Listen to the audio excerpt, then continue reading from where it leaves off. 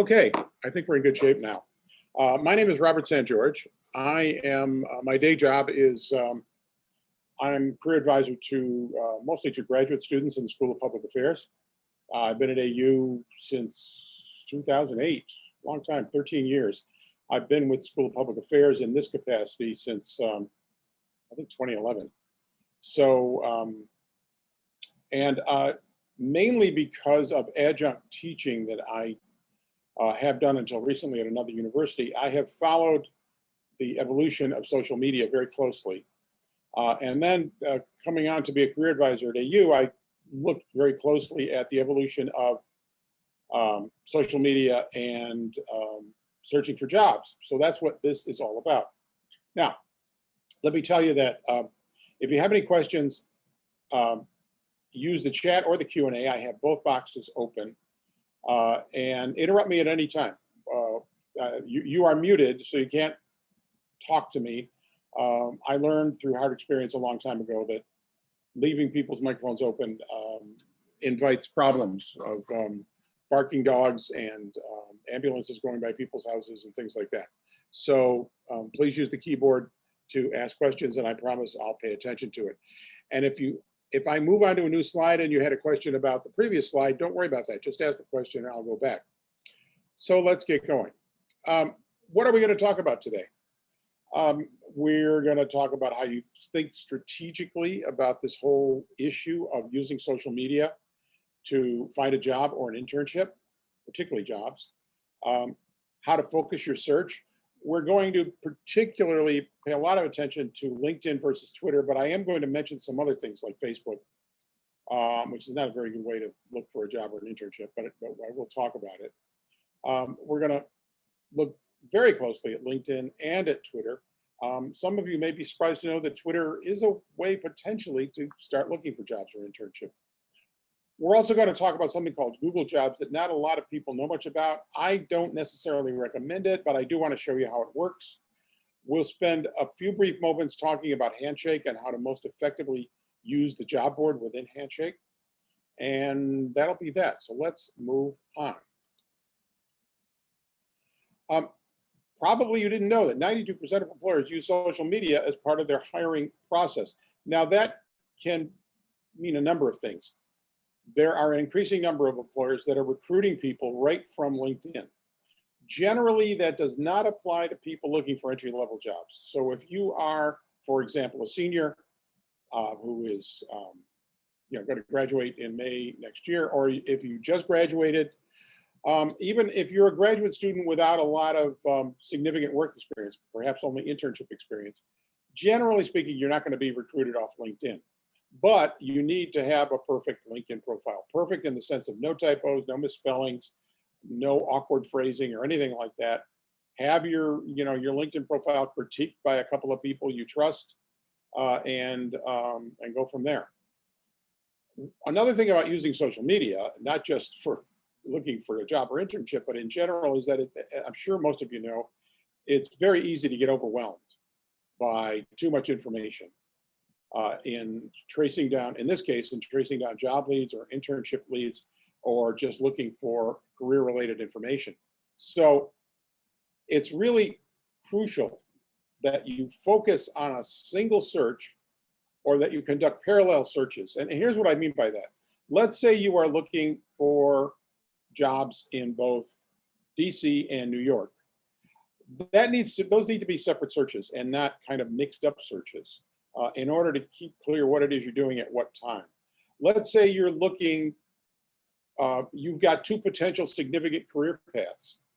Again, you want to do single searches operating in parallel with each other and not a lot of mixing, because in general, using the search functions within job boards for two different kinds of careers simultaneously will get you pretty much mixed up, as I'm sure maybe you understand. So what is best for you? Should you be using LinkedIn? Should you be using Twitter? And what about Facebook? What's that all about? Facebook several years ago made a big splash with Facebook Jobs. Not a lot has come of it, and we'll discuss that more in a moment. LinkedIn is user-friendly, but you do need to know how to use the filters in LinkedIn effectively, and I'm going to demonstrate that. Twitter, for those of you who use Twitter, you know that Twitter has a multitude of information streams for searching for things, but you've got to work really smartly to use it efficiently. If you're following 500 different people or employers, you know what's going to happen, which is the stuff is constantly coming in, and you're never going to be able to keep up with all of it. You're just going to lose a lot of things. And Facebook jobs does exist, not especially user-friendly. Again, I'm going to demonstrate that. These are screen captures. We're going to go live, particularly to look at Twitter and LinkedIn, especially LinkedIn. And by the way, this is where you go to look for LinkedIn jobs, although you don't need to do that. You can just go to your own LinkedIn profile, and then at the top of the page, click on jobs and go from there. The most important thing to notice is the filters at the top. Now, here's the thing. These are the filters that I'm going over with a cursor right now. Most relevant past week, how far a radius around where you're looking, in what city do you want to be looking in, and other things. It's really important to use those filters well, or else you're going to find yourself looking at dozens, if not hundreds, of your relevant jobs. So if that's been your experience, because I occasionally run into students I'm advising who say, oh, you know, I try using LinkedIn, but you look at so much irrelevant stuff that I really stopped using it. That doesn't need to be the case. You can do that better. And we'll talk about that in a moment. It is important to know, particularly for when you get further into your career, that recruiters can be people with recruiting firms as well as people working in human resources for, you know, employers of a significant size. It's the most preferred platform for them to find people. You're more likely to be found, so to speak, by an employer or a recruiter on LinkedIn than anywhere else. That's for sure. And so it's really crucial to spend some quality time on your LinkedIn profile. As I mentioned, flawless content. I did not mention, build your LinkedIn network, link to people with whom you have some kind of connection. This is not like friending on Facebook. This is professional. So, you know, you may not want to be linking to, you know, high school friends of yours who maybe aren't doing too well in life right now and don't have that much value to you, maybe emotionally, but not professionally, okay? You also should be going into the section of LinkedIn where you can endorse people who are already in your network, meaning people with whom you are linked. You can endorse them for their skills. So someone may say, they may list as their skills, research, writing, certain kinds of software. And if you know their relative expertise or skill level for some of those things, you can quote unquote click and endorse those skills. And here's what's going to happen. You know, what's in it for you? You may be saying, what's in it for me? Well, and I found this myself personally, when you start going through the people with whom you're linked and you start endorsing them for their skill sets, guess what happens? All of a sudden they're coming in and endorsing you for your skill sets. So you need to have it set up on your LinkedIn profile as to what skill sets you are claiming to have. And that can range from software to knowledge of certain subject matter to you know, more open-ended things like multitasking and research and data analytics and writing skills, etc. Another interesting thing you can do is you can ask people to write a short statement of recommendation for you. I wouldn't call it a letter, because it really should only be 200, 250 words long. I think there may even be a limit on LinkedIn as to how long it can be. So if, for example, if you were to ask me for a recommendation, please don't, because I undoubtedly don't know you well enough. But if you did, let's say I had been a professor of yours, and students I've had when I was an adjunct professor have asked me to endorse them. So what happens is they give me a link. I click on that link. This is a LinkedIn link. And then I write a short recommendation, and hopefully they've given me some advice as to what it is they're looking for. They want me to endorse them for their research skills, their writing skills, their analytical skills, their punctuality, how, that they're hardworking, things like that, which you can state pretty clearly and pretty effectively in 200, 250 words. Then you click, the endorser, click submit. Then the person being endorsed gets a message from LinkedIn that says, this person has written a recommendation for you. Click here, it'll read it. So you click there and you read it, and then it'll ask you, do you accept this? Meaning, are you willing to publish this recommendation with your profile? You say yes, and then it goes up with your profile. If you ever go into the consulting business, especially if you're a private consultant, this is really important. I have a good friend who's a private consultant. He's got probably 50 or 60 or more, maybe 100 people writing short recommendations for him about the value of his consulting work. And therefore, when he's trying to land a new client, one of the things he can say to them is, go to my LinkedIn profile and you can see the people who endorse me and what they endorse me for in terms of my skill set. So now that's thinking way ahead for most of you at this point, because the vast bulk of you, I'm sure, are not consultants. Maybe you don't even ever want to be a consultant, but that's just an example of how useful it can be. And by the way, those recommendations are they're not stuck. You're not stuck with them forever. So 5 years after you've graduated, if a recommendation from a professor, that a professor wrote for you when you were a senior is no longer relevant, then you can delete it from your LinkedIn profile. And that's it. Again, ask questions. I don't see anybody who has asked questions, but please feel free to. I'll tell you what, what I want to do is I want to depart from the PowerPoint presentation right now. And I want to show you, whoops, I don't want to do that either. I want to show you LinkedIn. So now you're looking at my desktop, and there's LinkedIn. Let me make it big for you to look at here. So what I did was, let me go back. So here's my LinkedIn profile, which is not especially interesting to you. You go to your LinkedIn profile, you click on jobs up here at the top, jobs. Now, one thing, actually, the main filters are not here. Counterintuitively, LinkedIn doesn't show you the main filters for your search until you've already started searching. So I'm going to do a search, which I often do with people in the School of Public Affairs, for a fairly general, term, public policy. Okay. You don't need to say intern or job because you'll specify that later. And then I'll say Washington, D.C., and it fills in Washington, Baltimore. Okay. Now notice that the filters have magically appeared. Okay. As for jobs, you don't fool around with that. Leave it the way that is. Date posted is the most important filter you will use on LinkedIn, because anytime means you might end up looking at jobs that are 5 months old, or even internships that are 5 months old.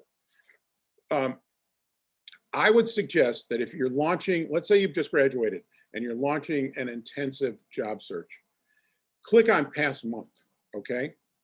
The first time you use it, but after that, you want to be using it at least once a week. And if you're in an intensive job search, you probably want to be using this about 3 times a week.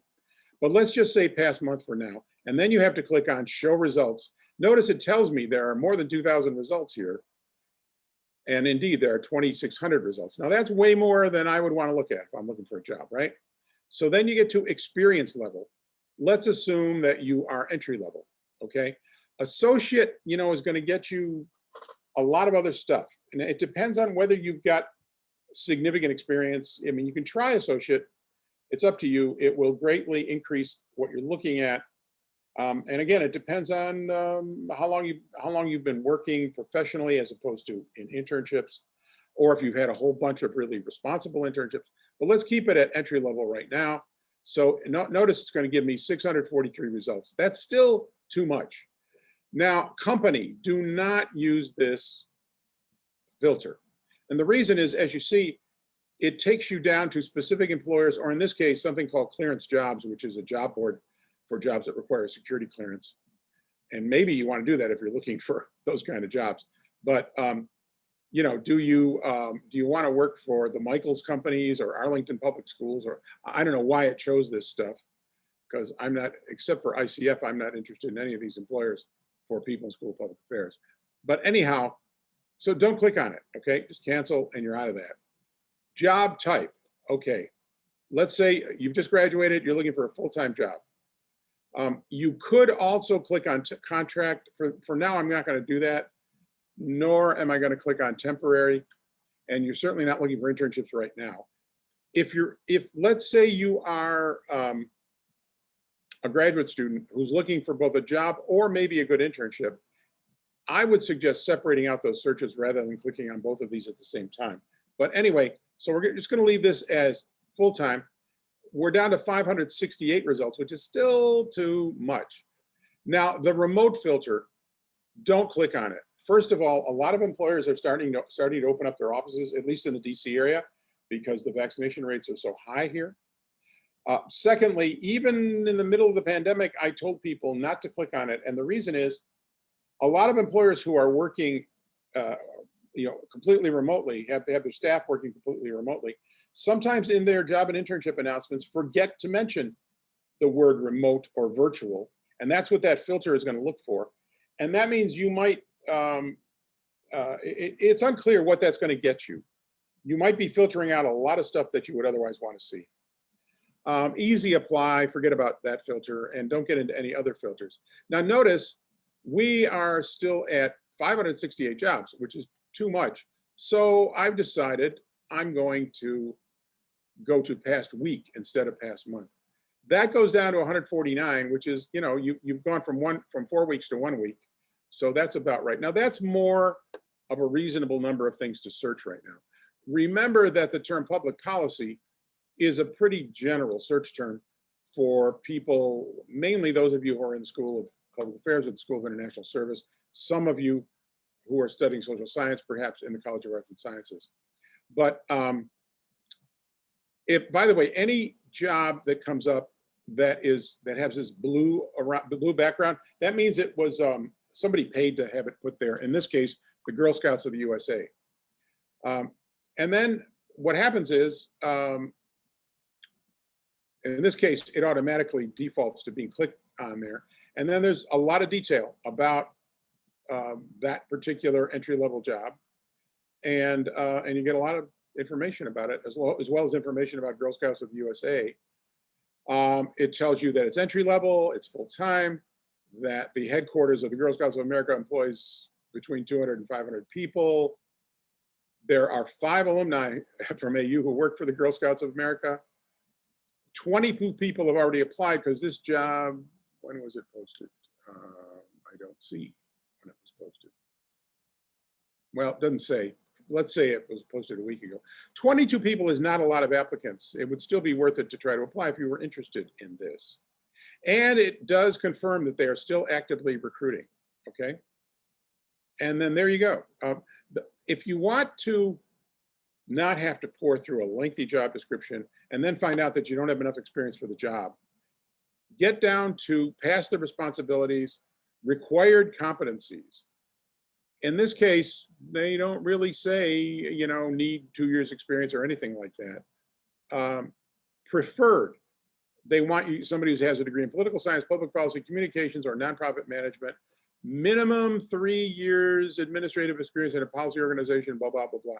Now that's not exactly entry level. Entry level means pretty much 0 to 1 year experience. They're saying entry level, but it's a little bit of a misnomer. You might still apply for this because they did say entry level. Maybe they're not serious about it being requiring 3 years experience. Maybe that's what they'd like to have. Because I'll tell you one other thing, the title coordinator is typically an entry-level title. If you've been in the job market 3 years, you don't want to have a job that calls you a coordinator. You want to be something else, an associate maybe, or something of that, or something else. In any case, that's that job. And you know, you can. Here's one with a very. I'm not going to go through all these, by the way. Fear not.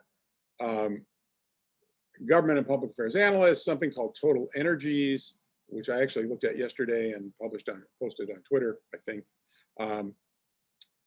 Let's see, do they tell you what the company does? Now, by the way, because LinkedIn knows me and it knows that I have a graduate degree from Ohio State, it says, hey, 9 people at Total Energies also studied at Ohio State. Not relevant to me, but for you, it, again, may well say how many people went to AU who work for this particularly employer. And what's interesting here is that some of this is in French. Description du poste and contexte et environnement. I got a feeling this was originally, yeah, and then it has type d'emploi, type of employment, niveau d'expérience, minimum experience required. They didn't do a very good job of translating that. This was undoubtedly originally written in French. Maybe the employer is in Quebec or it's in France. And anyhow, but this job is in DC. It does confirm that up here. But even though this was only posted a day ago, there are 126 applicants already, which probably means it pays pretty well. Notice, again, key thing to notice there, 1 to 5 years experience. So, pretty much if you're entry level, real entry level, without much experience, you can apply for this job. Although right now you're up against 126 other people. If you really wanted to apply for this job, you ought to get your application in today, this evening, okay?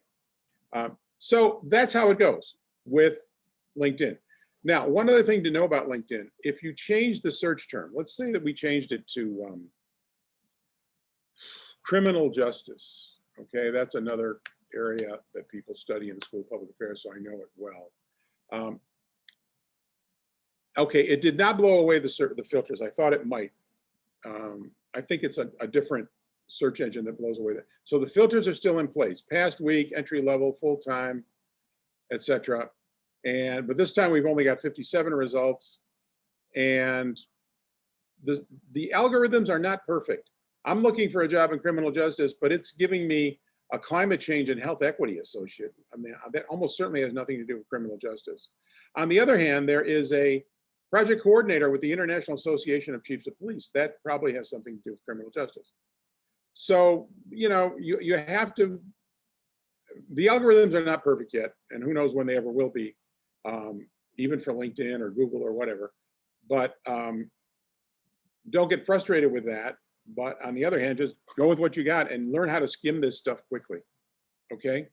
One other thing about applying, by the way, when you see a job in LinkedIn, you click apply, and I'm not going to apply to this job. It wants to know if what does it want to know? If I want to share my profile, share your full profile with the job poster. So in this case, I'd be sharing my profile with the International Association of Chiefs of Police, which is a good organization, by the way. They do a lot of criminal justice reform, progressive org. But I have no interest in working for them. And so I'm not going to go any further with that. So in other words, when I applied, it would send them both whatever, like a cover letter and a resume, and also a link to my LinkedIn profile, okay? If you aren't yet sure whether you want to apply, you can click save, and then there'll be a place to go on LinkedIn where you can go through all the jobs you've saved, okay? One other just quick trick I want to mention is, let's say you were interested in this job, but you want to keep going through the rest of the search. Right-click, click Open in New Tab, and unfortunately my stuff here is a little bit, yeah, there it is. So it opened up in a new tab. There's the full description.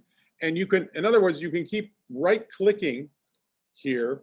If you wanted to right-click on several jobs, then you can come back to them later when you're done with the search. One other thing to know about LinkedIn, let's say you like this search, all right, for whatever you're looking for. Notice right here, right under entry level and full-time, it says job alert off, okay? If you slide that white dot over, it will create an automatic email alert for, number one, for the search term, in this case, criminal justice, and number two, it will search for, it will it will conduct the automatic search using these filters. Only look for the past week, entry-level jobs, full-time, okay? Really important that the filters be in place, because if you don't put the filters in place, you'll repeatedly get automatic email, searches coming at you that are highly repetitive, because you'll be looking at everything from the last several months, and then it'll give you, a week later, most of the last several months, but not quite all of it. So a lot of repetition there. Therefore, that's why you want to have it, limited, particularly in terms of time, down to at least past week. Unfortunately, they only give you an option of past week or past 24 hours. Some other, Indeed.com, which is not as good as LinkedIn, gives you an option for the last 3 days. Anyhow, that is that. Now, I don't see any questions about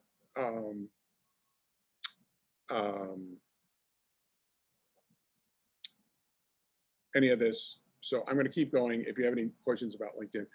While I have this browser open and I'm not in the PowerPoint presentation, I want to say a little bit about Twitter. Particularly, I am constantly surprised at how many students either don't use Twitter or, oh yeah, I used that in high school and I stopped. So just to remind you how it works, this, by the way, is I will shamelessly promote, this is a private account that I maintain for School of Public Affairs students, which if someone outside School of Public Affairs who is an AU student or recent alum asks, I will let them have access to this. Not that many people seem to be very interested.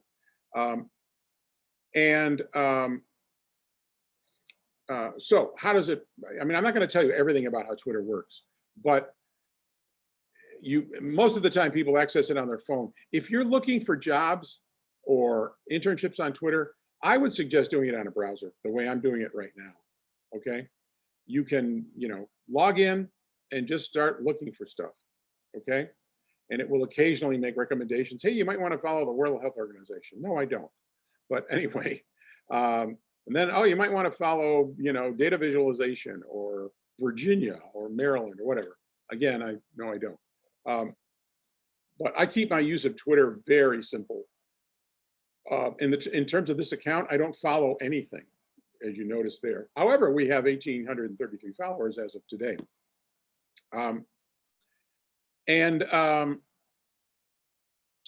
Most recent tweets of any account that you look at, whether it's a job or internship related account or something else, most recent tweets at the top, and now you're going into history, okay?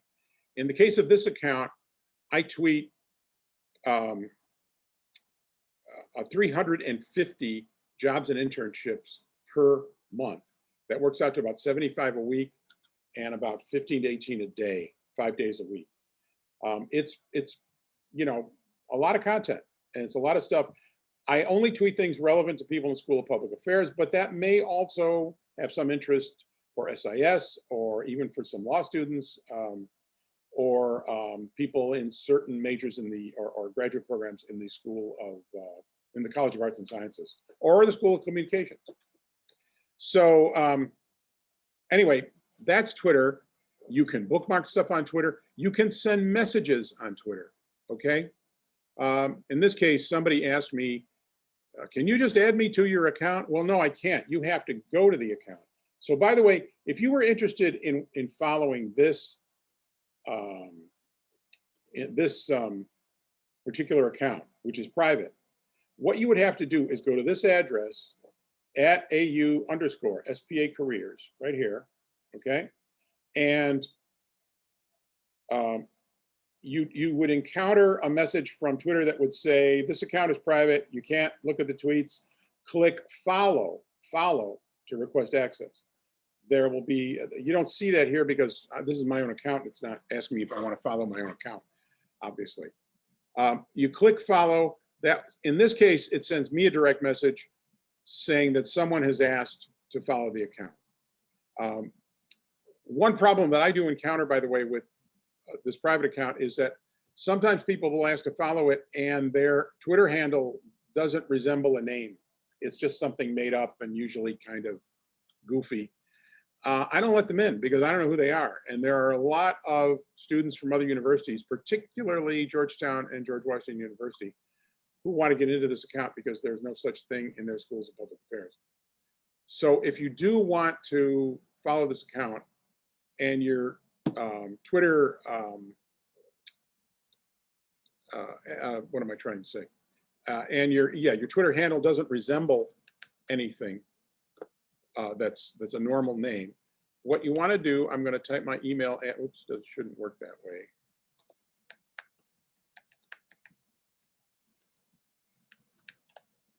I just put into the chat my email address, okay? robert.sangeorge@american.edu.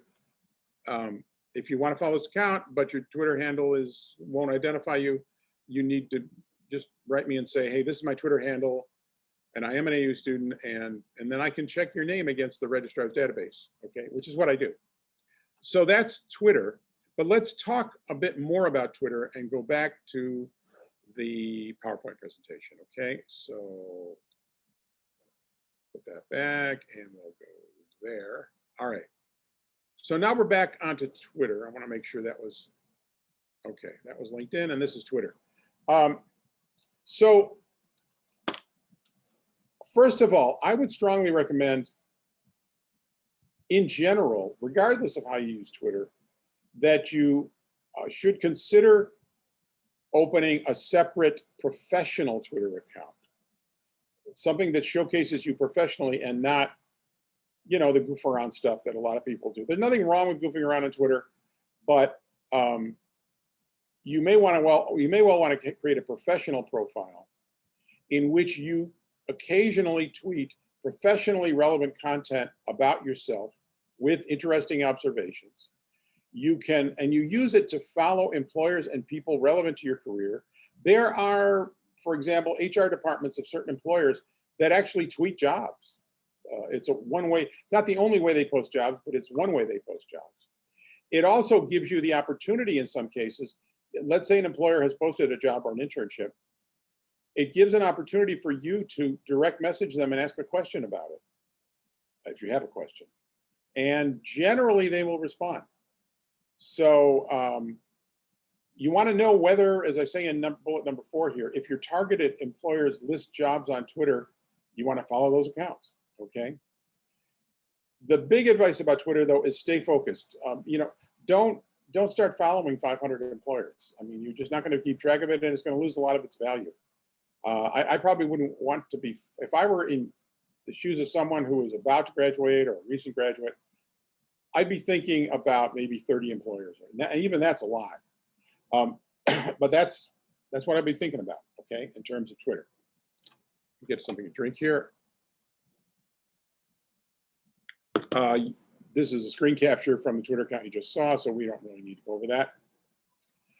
Career resources on Twitter at American University. I've shamelessly put in gold the Twitter account I maintain, AU_SBA careers. That's a private account. These other accounts listed below it are not private. You can follow them without having to get anybody's permission. There's one for SIS, one for SOC, one for CAS. COGOT has one, and the main AU Career Center has one too. They generally don't tweet jobs and internships, though, on that main Career Center account. They just tweet a lot of career relevant content, okay? So that's that in terms of AU resources on Twitter. If you want to follow any of those accounts, any or all of those accounts. I don't know why you want to follow all of them, but I will also say, by the way, the account that, and this, I'm not trying to be immodest, but these other accounts do not tweet nearly as much content as I do. And it's just the way it is. I mean, different people are running it and they do a good job at it. They're just not tweeting 350 jobs and internships a month, which is a lot. Now, what can you follow on Twitter? If you look in the left-hand column, there's all those Twitter handles, you know, at USA Jobs, at Federal Careers, at USOPM, which is the Office of Personnel Management, etc. And then there are hashtags: think tank jobs, criminal justice jobs, history jobs with a capital H, fundraising jobs. look on the left side, all these hashtags that are geographic. Okay, DC jobs, Maryland jobs, Virginia jobs, Chicago jobs, etc. All right. So, keep your mind open about what it is you want to follow. If you want to move to Chicago, then start following hashtag Chicago jobs, aside from other things you'd want to look at. It gets kind of complex, though, and nuanced. If you're interested in public health, are you going to follow hashtag public health jobs, all lowercase, or hashtag public health jobs with a capital P and H in jobs? They both exist, by the way. Or San Francisco jobs, as you can see, with or without capitalization. Okay. How should you be interacting with employers via what Twitter insiders call DM? That means direct messaging. Carefully, professionally, upbeat, enthusiastic, and be thoughtful, because it will create an impression about you. And what if you end up applying for that job that HR person just posted? You want that person to be thinking well of you, all right? How to set up a Twitter job or internship search. Again, don't try to do it from your phone, because it has limited ability, as amazing as smartphones are. Organize Twitter bookmarks on a browser. So if we go back, maybe you want to make bookmarks out of some of these hashtags or some of these Twitter addresses or others. Obviously, they are not the only ones you can be looking at. Organize it on a browser with bookmarks, and then however often you're going to look, whether it's once a week or twice a week or 3 times a week, or however intensely you're looking, that's what you do. Facebook. Okay, I'm not going to spend a huge amount of time on this. Several years ago, Facebook, with much fanfare, launched Facebook Jobs, indicated they were going to really compete with LinkedIn. And everybody thought, oh boy, Facebook again trying to take over the world. It kind of flopped. And as you know, LinkedIn really dominates that end. Also, Indeed.com is really used by a lot of people. I'm not really showing it here. Maybe I will go back to the browser in a little while and show you LinkedIn, show you Indeed. I tried using Facebook Jobs as recently as about 15 minutes before this presentation. I wanted to make sure, because I hadn't tried it in about 6 months, I wanted to make sure they hadn't made it any better. And indeed, they have not. It's kind of clunky. I did a search for public policy. It would not let me do a search for just public policy. It would only let me do a search for public policy coordinator, because it seems to have these built-in searches and that you can't depart from. And then, I live in Bethesda, so, within 50 miles of Bethesda, because it knows where I live. Of course, Facebook knows that, right? It'll give you salary information if it can, that's either hourly or monthly or yearly, or you can specify, this is my minimum salary requirement. I don't know why you'd want to specify a maximum salary requirement, but anyhow, theoretically, so here's what comes up. Operations coordinator with Soccer Shots, which is a youth training soccer program that I know a little bit about. Then a patient service coordinator with MedStar Health. Really? What does that have to do with being public policy? Or a social worker or a payroll coordinator. This is what I mean. Why is it giving me this when I'm looking for public policy positions? So that's Facebook. Try it. Maybe you'll have more of a touch with using it than I do, but that's that. Now, Google, I used to talk a lot more about Google Jobs. And it still exists, but it's a lot less user-friendly than LinkedIn or even using Twitter for that means. The way you use it is, you start out with a regular Google search. So you go to google.com and you start out with, for example, public policy internships in Washington, D.C. What that does is that tells the Google search engine, I'm looking for an internship. Public policy is the term, the phrase I'm defining it with, and I'm only looking in Washington, D.C. Okay. Then what will happen is a job board type menu will appear. At the top of that menu is going to be a blue banner. You click on an empty part of that blue banner, And then you'll get the real Google Jobs with a lot of listings. And to describe this, well, actually, no, come think of it. The next slide shows you what I mean. So after you type into the Google search, you'll get this banner, but you want to click on the banner in a blank place to bring up the real Google Jobs board. This is now the real Google, whoops, sorry, I did that. This is now the real Google Jobs board, okay? No, wait a minute, this is Facebook, sorry. What are we doing here? There we are. This is now the real Google Jobs board. And it kind of looks like LinkedIn at this point, right?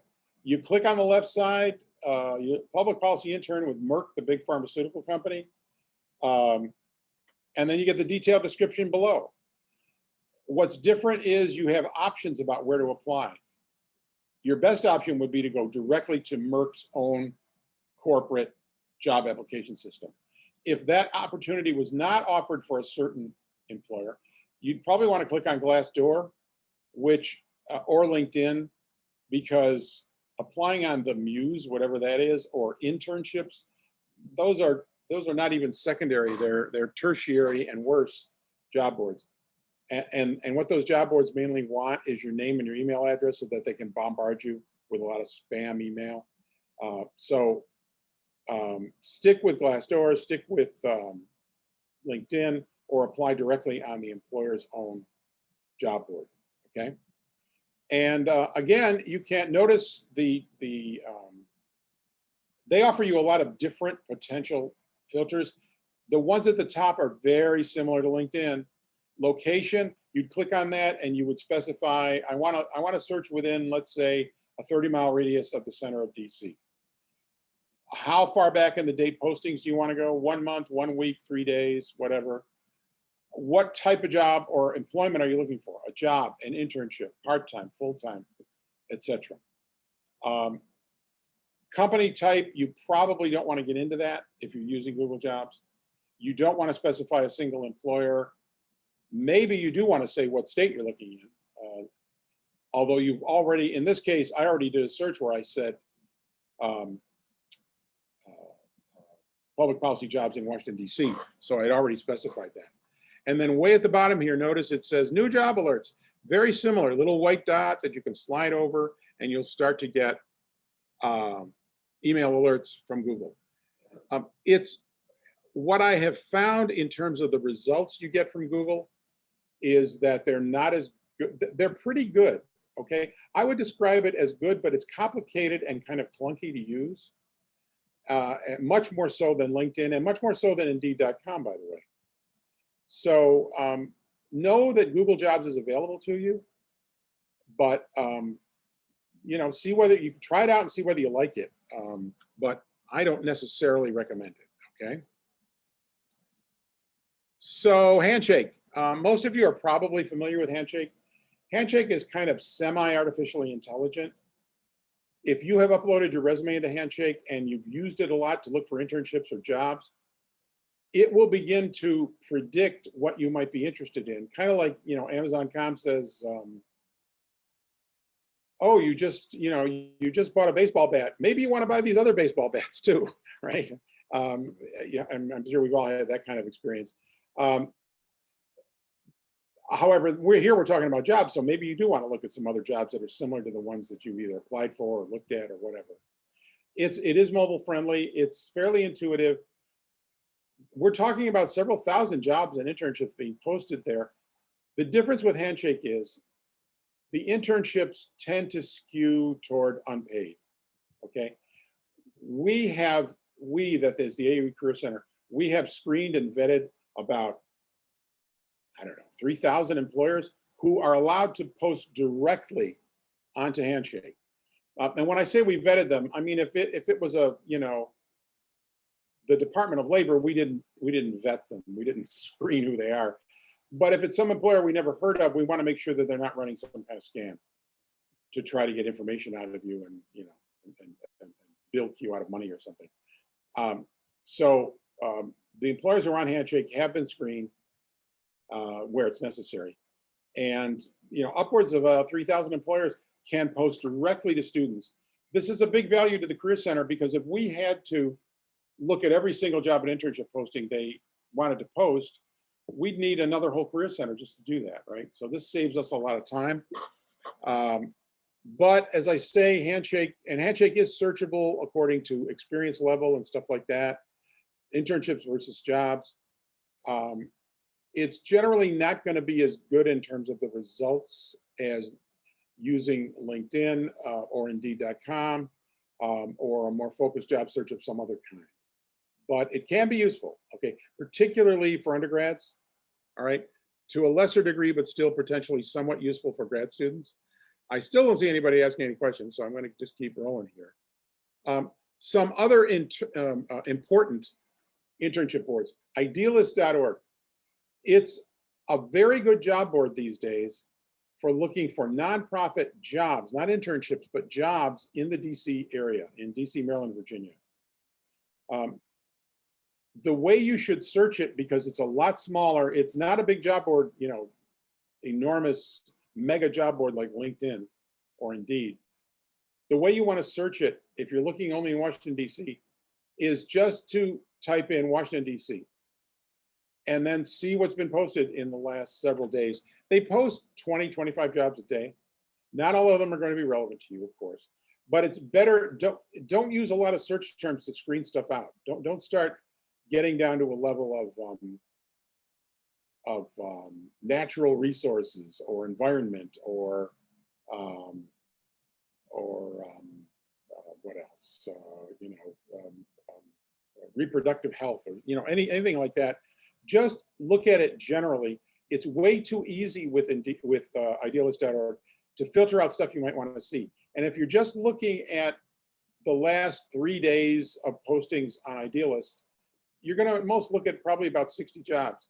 And you're not looking at long job descriptions. You're looking at name of employer, title of job or internship, and a link to a full description.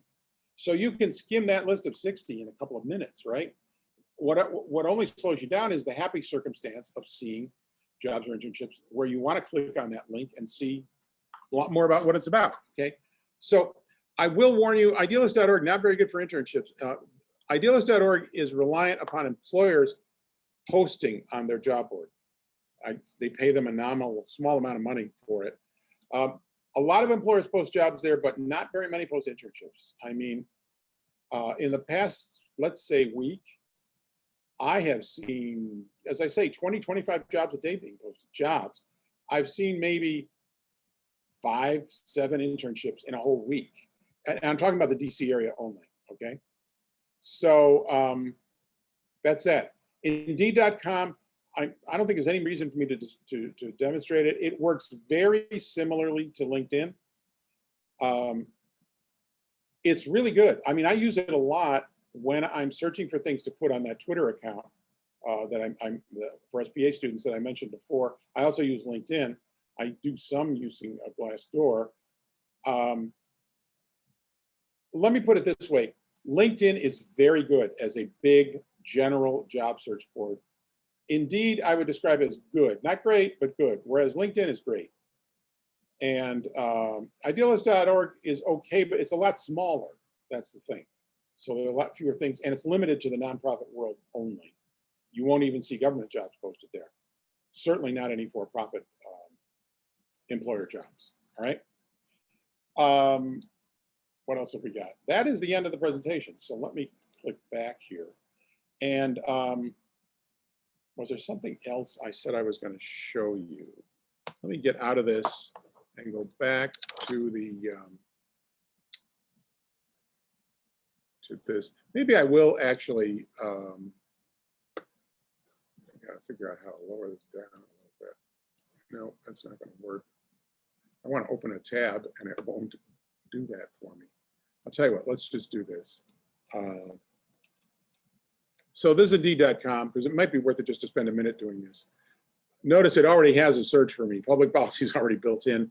I use it fairly frequently, so we're just looking at the last 3 days. Actually, I have an auto search set up on Indeed.com for the term public policy, and that's what's come up here. And notice, you know, What period of time am I looking for? I didn't bother clicking on the remote filter. Remember, I said not to do that for LinkedIn. I identified a 25-mile radius because that's roughly the radius of the metro system, okay? 50 miles gets you to Baltimore, and you probably don't want to look for a job in Baltimore. I mean, you could, but I'm not sure why. I wouldn't fool around with salary estimates because it's hard to figure out what jobs pay. It's just difficult. Job type, you know, full-time, part-time, contract, temporary, etc. Location, you re-specify, in this case that I'm looking at Washington, D.C., okay? I wouldn't use company, experience level, entry level for most of you, and you go from there, okay? And, you know, short description on the left side, lengthy description on the right side. One kind of nice thing is, I mean, this is if you wanted to be a courier for Federal Express, which I wouldn't wish on anyone. But if you did, you could right click, apply on company site. So this would take you right to, it has opened up right here. And here we are on Federal Express's own employment board, okay? Not a place you want to work, as I mentioned, probably. But, you know, let's say you want to work for Ballast Research. I have no idea what that is. But, you know, again, right click and it opens up in another tab, and there is how to apply and a description of the position. Okay. So that's Indeed.com. I really don't have that much else to talk about except a few other pieces of advice. And if you've already, by the way, attended, if you're an SBA grad student, especially, and you've done an advising session with me, you've probably heard this before. If you're intensively looking, let's say you're intensively looking for a fall 2021 internship, right now is the time to be looking intensively. Don't put it off. Don't say to yourself, I'll start looking in August. No, the fall internships began to be posted around the last week of May. They were posted all through June, which is just about up in what, a day, two. And there will be more fall internships posted into July, probably to the end of July. Once you get into August, there won't be very many fall internships posted. There won't be very many internships at all posted. You will, yeah, and you won't have a fall internship. Or maybe there'll be a few here and there, but they might not be very good, or they might not be paid. So fall internships, start looking now. When you're looking for a spring internship, start looking in around October 1st, okay? When you're looking for a summer internship, start looking around late February, and there'll be a fair number of them will start to be posted in March and a lot in April. And in May, it'll slow down a lot, okay? So that's how the internship cycle works. Jobs are posted by employers all year round, right? It's not like, the only times that are not that good for applying for jobs tend to be the period between Christmas and New Year's, and, you know, holiday weekends, right? We've got July 4th weekend coming up,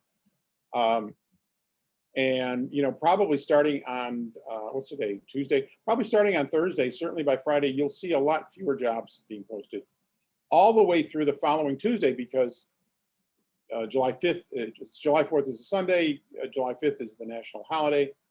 So things are going to slow down there. They will slow down on Labor Day weekend, you know, and other obvious times of year when you've got holidays, right? Thanksgiving week, that whole week of Thanksgiving is often not that great a time to be looking for jobs. Again, if you're really intensively looking, keep on looking through those periods, because there still will be some jobs posted. But I'm just trying to give you a sense of, you know, what that's all about. If you're going to be a December graduate, and you want to have a job, you know, not long after you graduate, you want to start looking intensively right around Labor Day. You know, right after Labor Day, start that job search intensively at that time. A couple of other words of advice. In case you are not thrilled about vaccines, I will still advise you that unless you've got a medical condition that you know, precludes it, a lot of employers have already started requiring that anybody who's going to come in the office has to be vaccinated. And by the way, American University is one of those places. All of us, faculty and staff, have to be vaccinated. And as you know, students have to be vaccinated. And there's only some limited exceptions for medical purposes and some very limited religious exceptions. And so being vaccinated is a really good idea because they're likely to ask you that not when you've applied, but when they start getting ready to hire you. You want to be able to say, yes, yes, yeah, I've been vaccinated, no problem. Moderna, Pfizer, whatever. And have that, and they may even want to see your vaccination card. So, and they can do that. They can refuse to hire you if you haven't been vaccinated. It's legal. So know that and be aware that that is the case.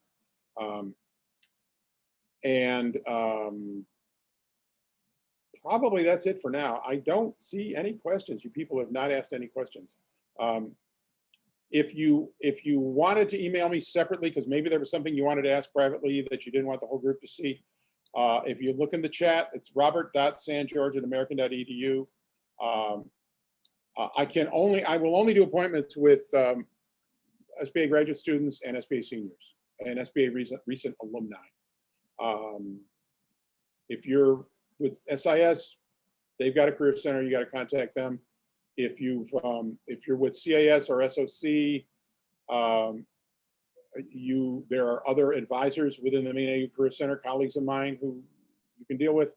And if you're in COGOD, you've got your own career center too. So know that that's all available. And career advising goes on all year round. We don't disappear in the summer the way a lot of faculty do. So we're here, okay? So it doesn't look like anybody else wants to ask a question, so I'm going to sign off.